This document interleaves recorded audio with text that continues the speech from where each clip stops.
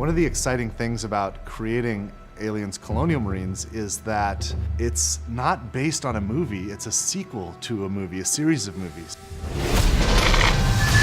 We had Ridley Scott's Alien, followed by James Cameron's Aliens.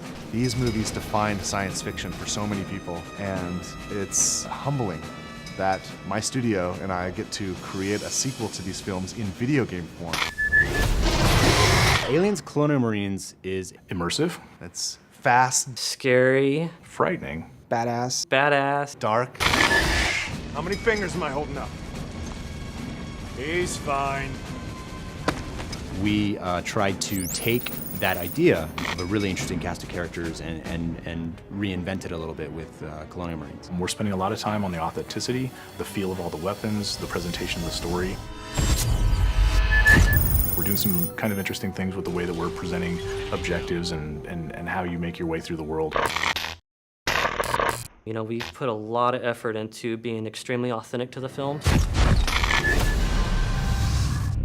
We're trying to be very much within canon, and we know that a lot of the hardcore fans take this very seriously. In the past, we've gotten some feedback on screenshots or on some of the news release, and we take that stuff very, very seriously.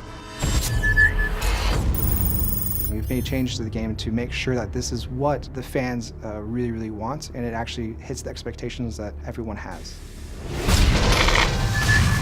Well, for one, I think one of the similarities that you would find between Cameron's Aliens and where we are with the game is really in sort of look and feel, tone of the game. It has what you would think as if Cameron was directing himself, and at least that's our hope, is that you feel like the cinematography feels correct, you feel like the look and feel of the weapons, the way the aliens move, is something that maybe he would have done if he was directing a game like this. So we want to present something that's as compelling and detailed and beautiful and exciting as the films, but in an interactive experience.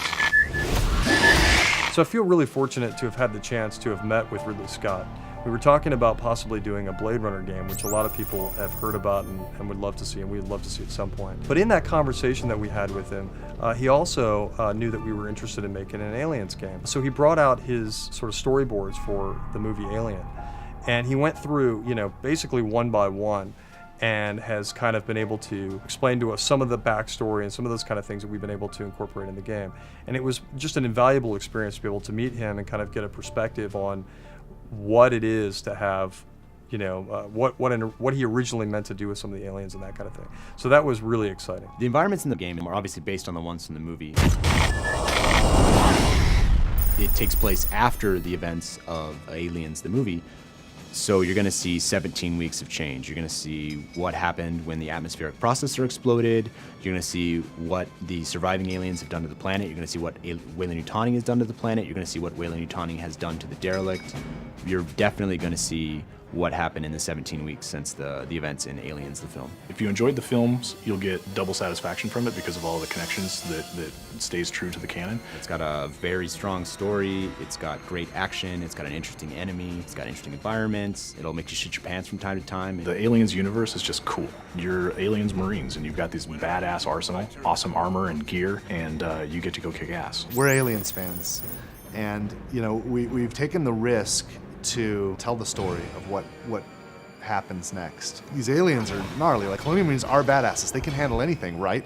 Except for this.